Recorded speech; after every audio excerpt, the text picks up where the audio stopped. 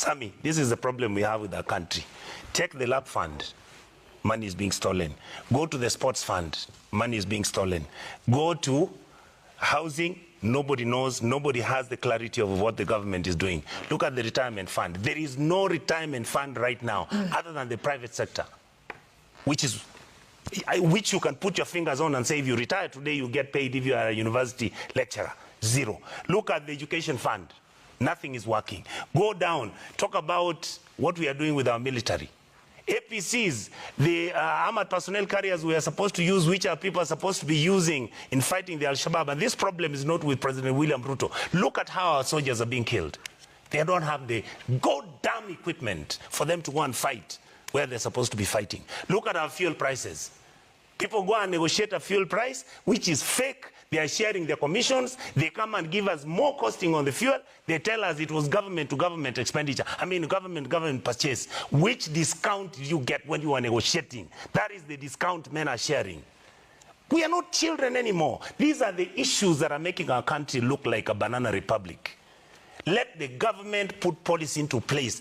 But, you know, I want to repeat it here. When you see David Ndii talk, David Ndii is my friend, and we don't talk on economic matters because we agreed we are on both either side. He is saying, I can't help this nonsense which is going on. People are stealing money, people are buying deals, guys are buying houses in Karen, somebody's buying a house for 290 million with 16 bedrooms. What is wrong with us? What happened to us? There are no medicines in hospitals. County governors are doing the same. You have the National Assembly. If the government is not going to take control, those youths that you saw who are going to look for jobs, they will walk into the streets, and you are not going to stop them. Order. This is something that will touch everybody, and we should all be involved in it, because whether we like it or not, the new world order will dictate how things go. Now, when you look at this finance bill, it is very punitive. Rumor has it, and these are sentiments being said by even ministers, that today our entire economy, including the finance bill proposal and our budgets, are drafted by IMF and World Bank. So is the country at hostage? These are the discussions we need to have. Because you cannot tell me we are reaching a level where the finance bill proposes inclusion of levies on raw materials. You see, a GDP of a country is grown by value addition to products over a given period of time. Now, numbers do not lie. Look at Kenya today. In Kenya today, we are number 5 from number 1. Rwanda is leading number 1 with a GDP of 6.2%. Number 2 is Tanzania, with not actually Tanzania. Number 2 is Uganda with 5.5%, tying with South Sudan at 5.5%. Tanzania is number 4 at 5.2%. Kenya, we are at 5.0, 5.1. So where did we go wrong? Most of the businesses in this country are shutting down every day. When you look at the private sector, the other day, the last conference they had last week, they said, we are telling you we are open enough, and we are saying these punitive taxes you're bringing, motor vehicle taxes, eco tax, and all this, you're crashing down production in this country, and will not have an option than to leave the economical space of Kenya. So to me, from where I sit, this is a bigger global agenda by the globalists who are controlling this country. Because you cannot tell me we are getting all this funding. Look at our expenditure. In every 100 shillings the government makes, every 100 shillings the government of Kenya makes, today 78 to 80 shillings goes to payment of debts. We are left with only 20 shillings. We have not put 35 shillings for the county. We've not put 30 shillings for OPEC. We've not put another 50 shillings for remuneration and salaries. So we are living in debt. We've become a begging country. And if you go out here, every Kenyan is begging.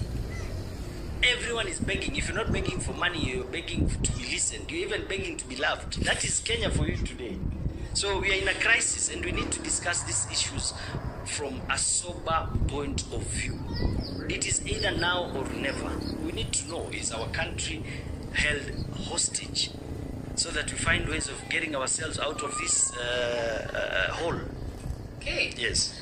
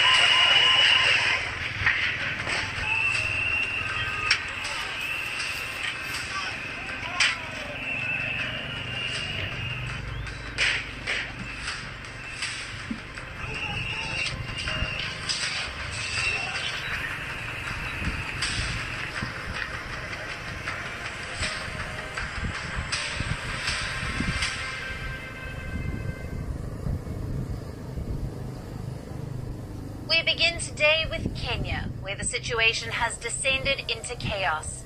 Protesters breached Kenya's parliament building today. They set parts of it on fire and destroyed the furniture inside. Take a look.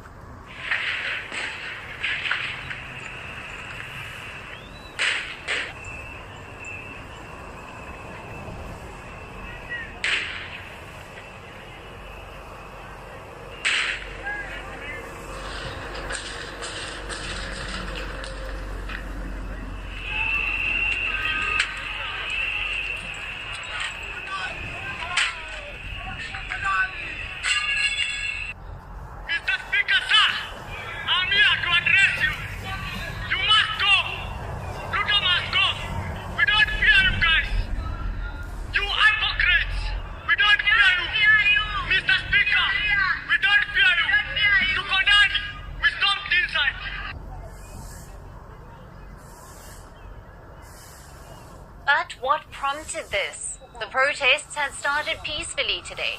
Protesters were singing and dancing.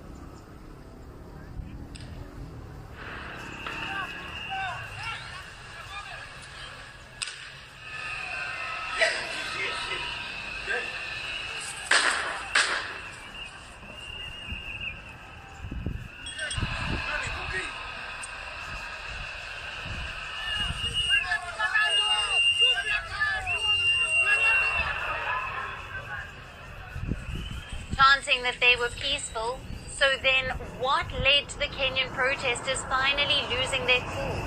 Now, reports say it was police brutality, like this.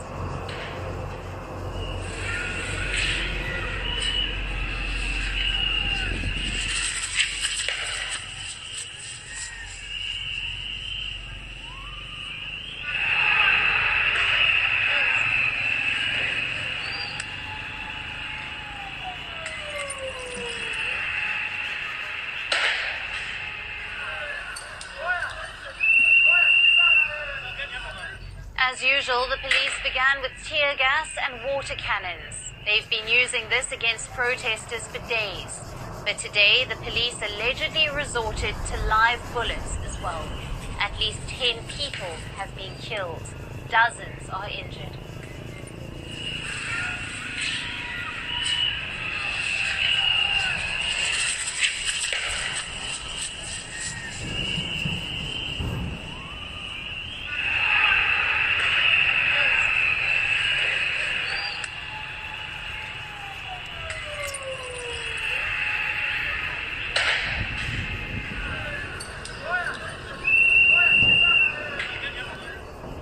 Live rounds were fired at the protesters who had gathered around Parliament to demonstrate.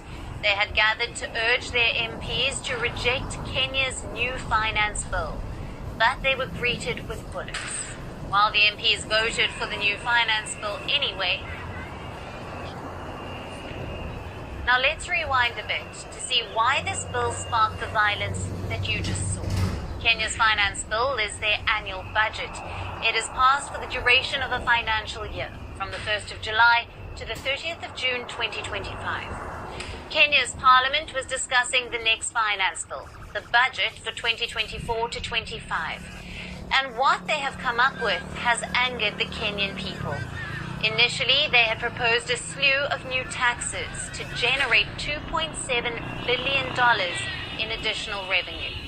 The first draft of the finance bill proposed taxes on bread, cooking oil, motor vehicles, sanitary pads, diapers, changing a cell phone plan. Basically, these taxes would have affected everyone. About a third of Kenya's people live in poverty. And the country has been suffering for the past few years. Like most other countries, it was devastated by the COVID-19 pandemic. Then came the war in Ukraine, leading to a cost of living crisis. This was followed by 2 consecutive droughts and a depreciation of the currency, the Kenyan shilling. All of these factors combined have brought the people to a breaking point, and the final straw was the new finance bill with its unending taxes. This bill is championed by Kenya's president, William Ruto. Ruto came to power in 2022. and he has been raising taxes ever since. Now, this latest finance bill is a continuation of his policies. Ruto says that the new taxes are necessary, that Kenya needs the money, mostly to pay off debt. Kenya's public debt is at about 68% of its GDP. That is dangerously high. About 37% of Kenya's annual revenue goes into servicing these debts. And this problem has been made worse recently. Because of Kenya's depreciating currency, the debts are repaid in US dollars. So if the Kenyan shilling depreciates, the debt burden increases, which is exactly what has been happening. This is why Ruto wants to raise taxes, to reduce Kenya's debt burden. His plan has been endorsed by some of Kenya's creditors, most notably the International Monetary Fund. The IMF is a creditor. It wants to get its money back, so it has backed Kenya's new finance bill. And this has led to even more public anger. Some Kenyans felt that instead of working for them, Ruto was working for the IMF. All this anger culminated in the protests that you just saw today. Kenya's parliament met for the new finance bill's third reading.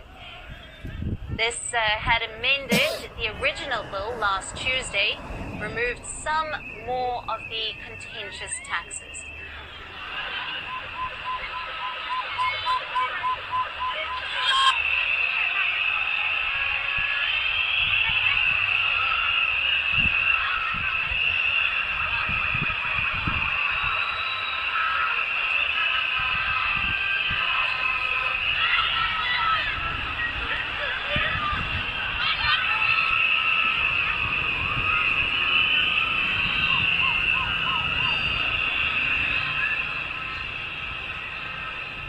For the protesters, the bill was already tainted. They wanted the bill rejected and a new one drawn up in its place.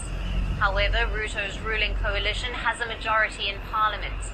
They ran the bill through anyway, with 195 votes for and 106 votes against.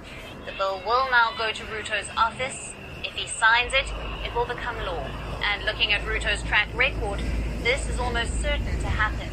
And that is why the protesters were desperate to get into Parliament. They wanted to stop the MPs from sending the bill to Ruto. And that is why violence erupted at the Kenyan Parliament building today. Now, the levee has been breached now. The once peaceful protests have been marred by violence. And we'll see how the authorities react over the next few days. But Ruto should be wary.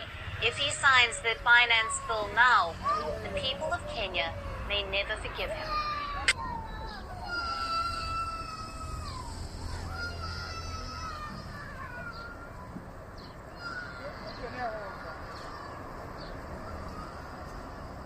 Nice idea, but it won't help.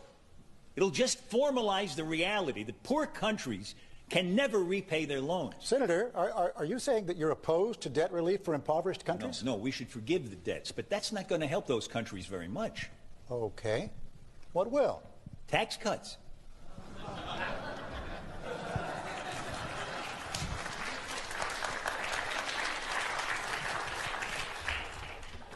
Some African tax rates are the highest in the world.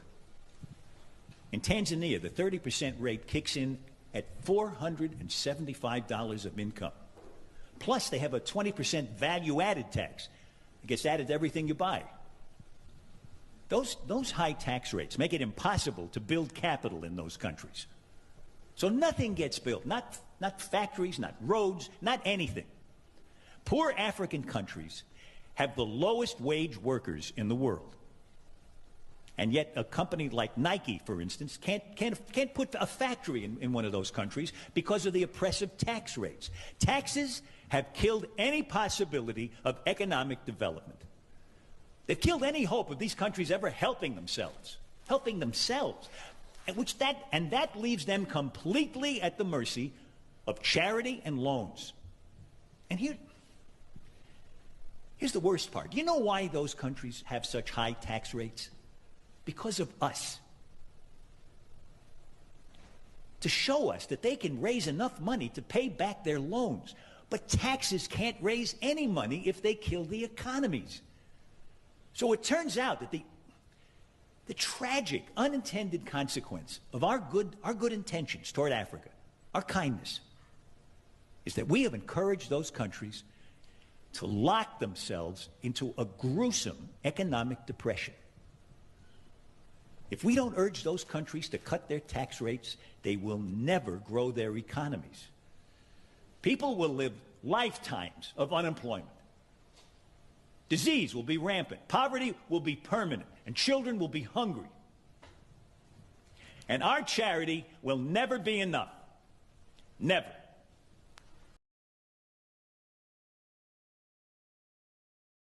Ha